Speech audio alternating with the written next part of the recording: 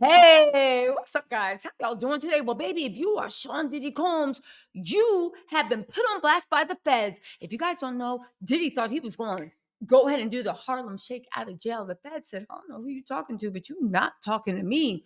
The feds actually filed their rebuttal, and baby, they bought the receipts. Yo, I don't know how Diddy's legal team is going to recover from this. I do know he going to be in jail never, ever, ever, ever, ever, ever more, right? Now get this.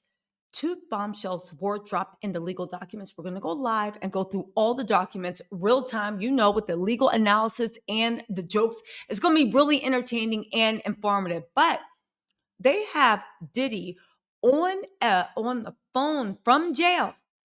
One, trying to get one of the witnesses, planning to get people involved, to pressure people to make public statements, to change the narrative in his favor. And Diddy is threatening to murk people who make damaging statements against him. He plans to deal. And get this mofo did it from jail. I said, Diddy don't want Liddy, listen, Diddy don't fear God. One thing for certain and two things for sure. Diddy don't fear God and Diddy don't want to get out of jail. What is going on? Do you know that they even found when they did that federal raid from the jail, which some people are now saying is a setup? And you guys don't know, Diddy's federal detention center was actually raided. People are like, oh my God, this proves Diddy need to be released. Meanwhile, the government is saying this proves that we are going through Diddy's trash can right now and finding evidence that what he has been plotting, Diddy kept notes of his manipulation, his jury tampering, all his evil plans. Diddy literally is a cartoon villain, except for the fact that he is real life. Y'all, let's get into this because you can't make this up. Okay, so let me just give y'all a quick synopsis of what Diddy did. Did he do it? Yes, he did. And what he's doing with the witnesses. And then we're going to go on live later and talk about it. I know. Okay, here we go, right? So there's victim one, which many people assume to be Cassie, right? We'll get into that. Victim two, we'll get into that too. Oddly enough, we know victim one is Cassie. Victim two is a woman that he's been paying all of her bills, even as late as September 2024. I guess that's when the jury found. That's when his lawyer found out that she is working with the feds. But all jokes aside, that's not a joke. But all jokes aside, because I was about to make a Gina Han joke about the carpet in her living room. It's an old school. Only old school tattletales will understand this. I thought maybe this is Gina. However, here's the thing. It could be a bunch of women. We didn't know about Gina Han until we saw her on Tasha K. We didn't even know she exists. And this ain't no shade to Gina. I mean, we did not know that she was one of the women that Diddy was seeing. We didn't know about Dana Tran. Low key, we didn't even know about Young Miami until she popped up. This could be a number of kept women that Diddy has on payroll. And remember how the Fed said that he convinced people that they were in romantic relationships so he could pimp them out? Everybody assumed they were talking about Cassie. Yeah, what if we're talking about this witness number two? Anyway, right? Let's get into this. Also, witness number two is a former bandmate. So it could be Kalina or it could be Dawn. But I don't know. Let's get into this, right? Now, let's get into his plans to silence and counter damaging narratives. Now, this is synopsis. We're going to go into details of the live. Diddy reportedly discussed targeting individuals who could damage him, including using private, explicit recordings or financial pressure to keep them silent and compliant.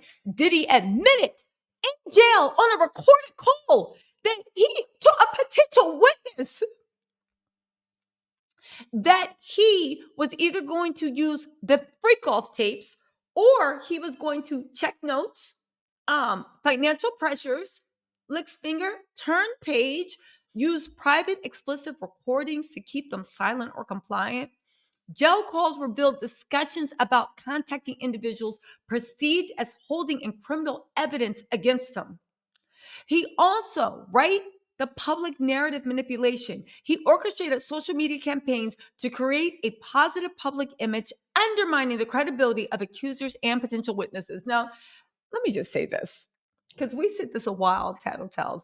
Baby Love is cute as a button. Diddy's girls are gorgeous. His sons are very good looking. Listen, he picked beautiful women to have children with. However, if you think Baby Love sharing icing off her fingers with her brothers and sisters to my ooh yummy taste is enough to make us forget that you are rap's Hannibal Lecter, Diddy, you truly, I don't know if you, what are you doing?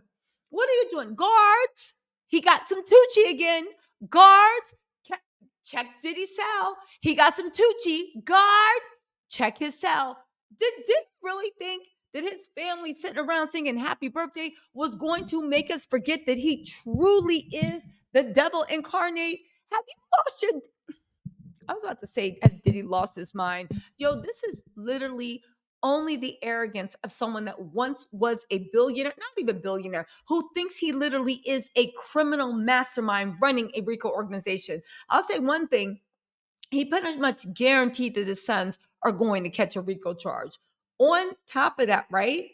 The government said these actions demonstrate a clear risk of obstruction of justice and pose a danger to the integrity of the proceedings. They emphasized that these behaviors, both before and during his detention, warrant his continued incarceration.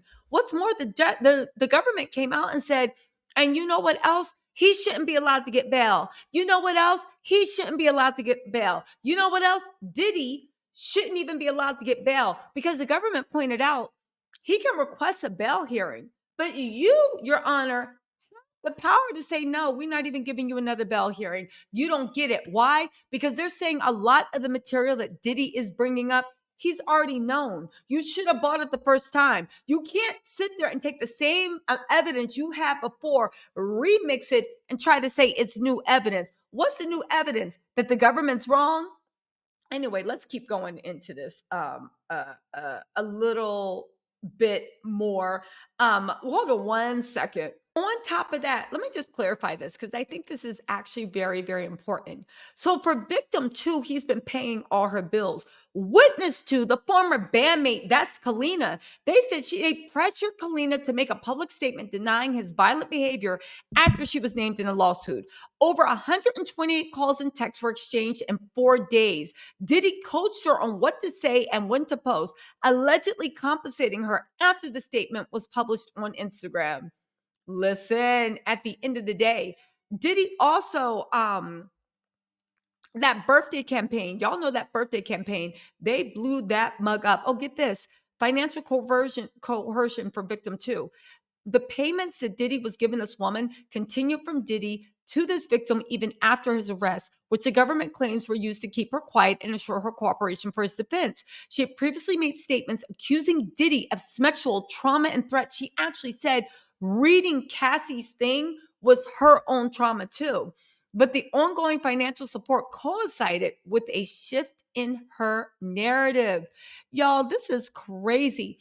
They also said that those texts that Diddy is trying to say, oh my God, well, Cassie had tests.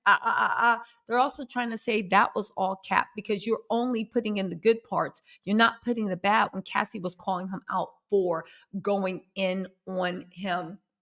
You guys, listen, get this. The targeting victims. This is what I'll leave y'all with. Diddy directly mentioned victims in calls, describing ways to undermine their credibility and exert influence over actions. He directed his associates to handle specific individuals, suggesting attempts to intimidate or control their narratives. People said that when Diddy used the term handle, and we'll read over the exact specifics in the court papers, what he was actually saying was he wanted people to